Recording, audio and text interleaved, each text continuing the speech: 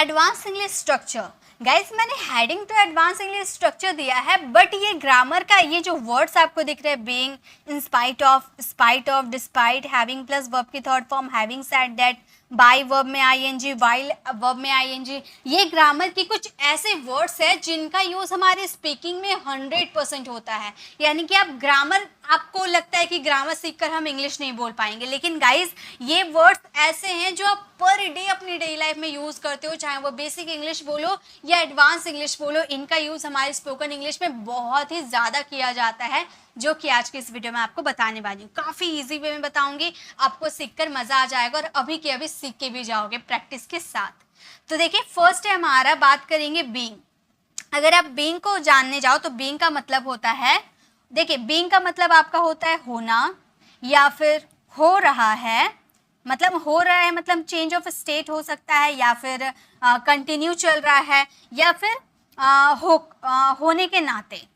इतने सारे इसके हिंदी मीनिंग होते हैं। जनरली अगर आप बीइंग के यूजेस, अगर आप टोटल यूजेस अगर आप सीखने जाओ ना, तो बीइंग के बहुत सारे यूजेस आप लोगों को मिल जाएंगे सीखने को, जो मैं आपको नेक्स्ट वीडियो में बीइंग के ऊपर डिटेल वीडियो आप लोगों के लिए लेकर आऊंगी। यहाँ पर बात करेंगे बीइंग का बस इतना यूजेस, होना यानी कि चेंज ऑफ स्टेट की बात करें, हो रहा है यानी कि यहाँ भी चेंज ऑफ स्टेट की बात कर रहे हैं, होने के नाते, ऐसे सारे हिंदी मीनिंग आते हैं। जैसे कि आप एग्जाम्पल देखिए, वे लोग आलसी हो रहे हैं, यानी कि पहले वे लोग फुर्तीले थे, पहले वो लोग फुर्तीले थे, अब उनमें चेंज आ रहा, उनके स्टेट में चेंज आ रहा, उनके अवस्था में परिवर्तन आ रहे हैं और अब वो आलसी हो रहे हैं। पहले आप मोटे थे, अब पतले हो रहे हो, ये क्या है, ये चेंज हो रहा है, कि स्टेट चेंज हो रहा है। तो यहाँ पर बीइंग का यूज किया जाता है और यहाँ गेटिंग का भी यूज किया जाता है, पर हम अभी बीइंग के यूजेस को कवर कर रहे हैं। हम बोल सकते हैं दे आर बीइंग लेजी, यानी कि वे लोग आलसी हो रहे हैं, पहले नहीं थे अब हो रहे हैं। वैसे ही खाना बन रहा है, ये हमारा पैसिव वॉइस है, ठीक है।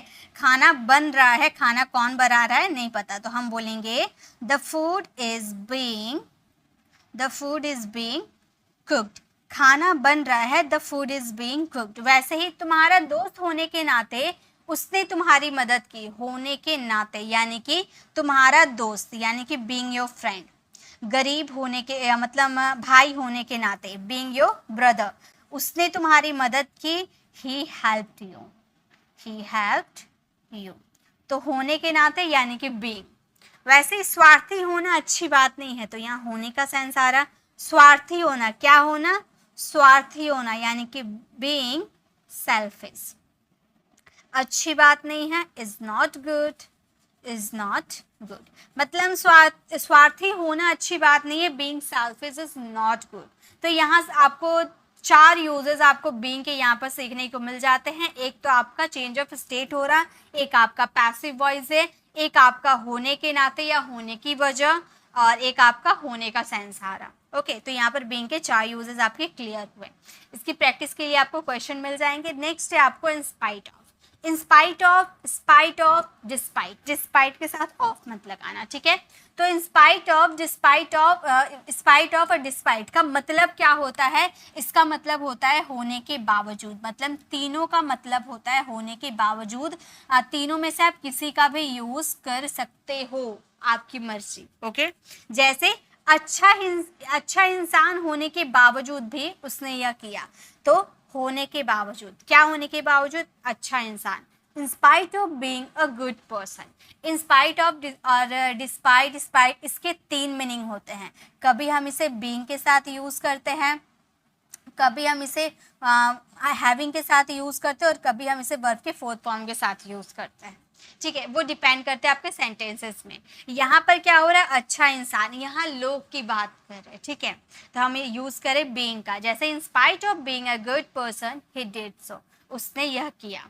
नेक्स्ट सेंटेंस देखिए, पैसा होने के बावजूद भी वह खर्च नहीं करता, यानी कि पैसा उसके पास है, यानी कि पैसा पर उसका अधिकार है ना, पैसा का अधिकार की बात हो रही है। तो यहाँ पर हैविंग का यूज करेंगे, क्योंकि हमें पता है कि जब हम अधिकार यानी कि पोजीशन की बात करते हैं तो हैविंग का यूज करते हैं।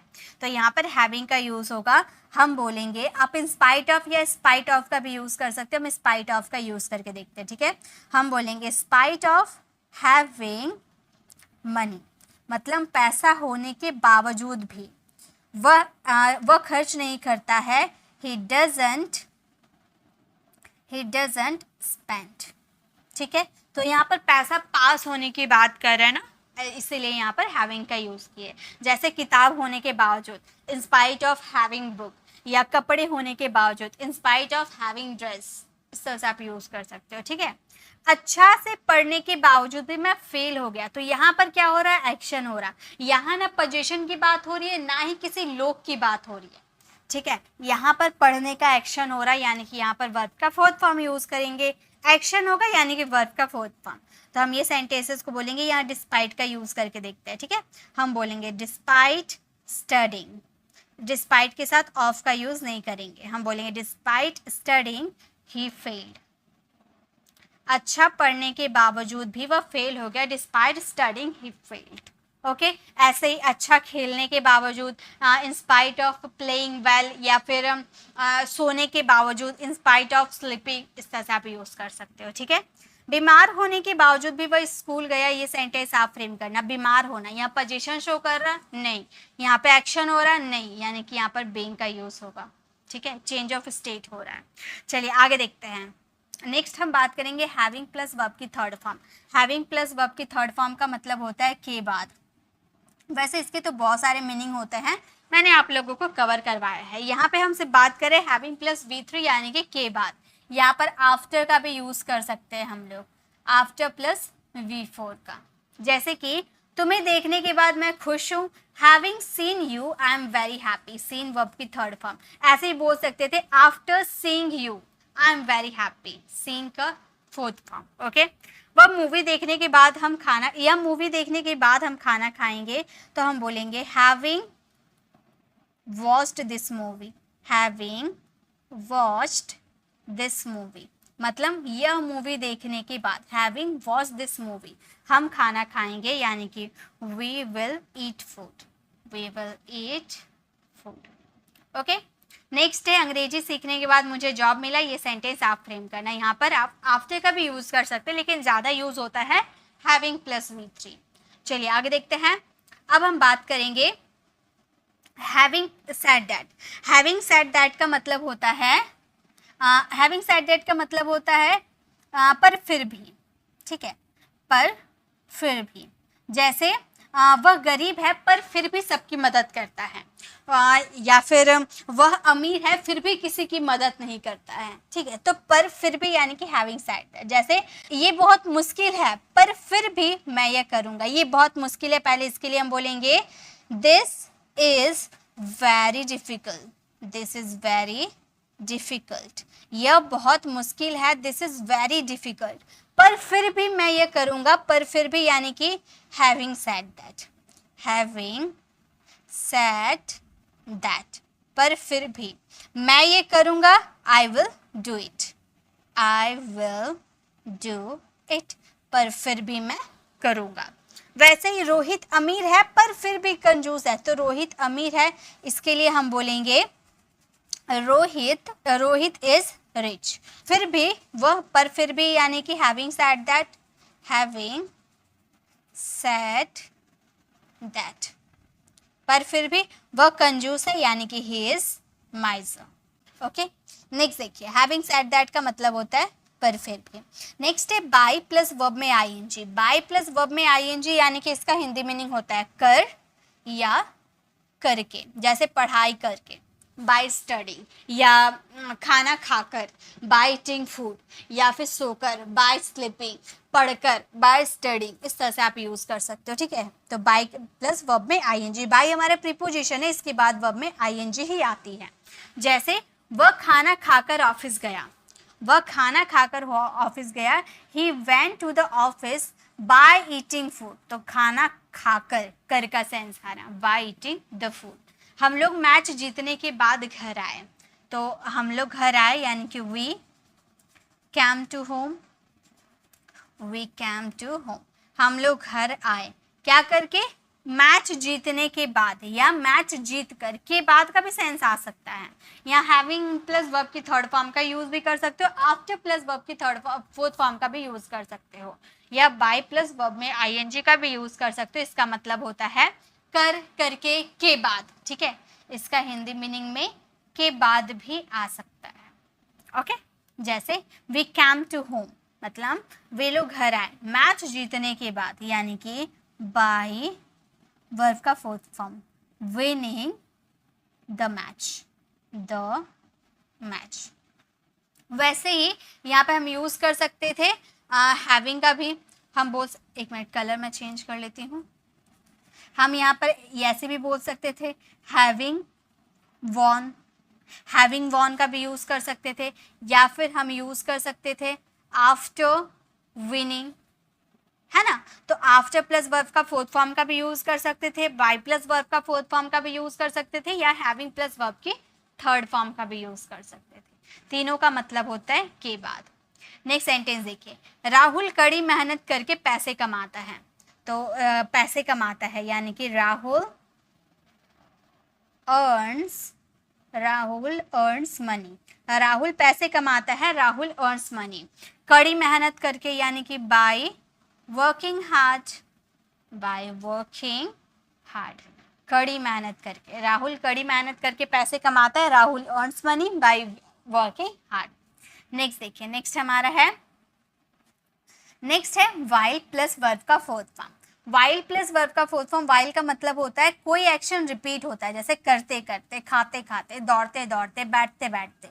जैसे कि सुनते सुनते, वाइल लिसनिंग, पढ़ते पढ़ते, वाइल स्टडिंग, दौड़ते दौड़ते, वाइल रनिंग, बोलते बोलते, वाइल स्पीकिंग, पढ़ाते पढ़ाते, वाइल टीचिंग।